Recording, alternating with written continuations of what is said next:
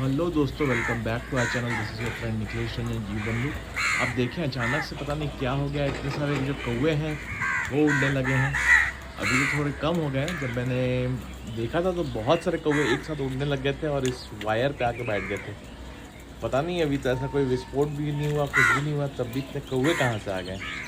अभी आप देखें अचानक से पूरा साफ़ हो गया है, अब एक दो ही रह गए।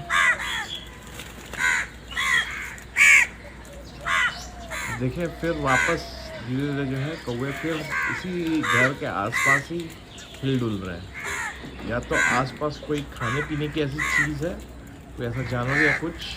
आप देखें फिर सारे धीरे धीरे आके इस पे बैठने लगे हैं। अभी तो कुछ कम हो गए, थोड़ी देर पहले बहुत ज़्यादा थे।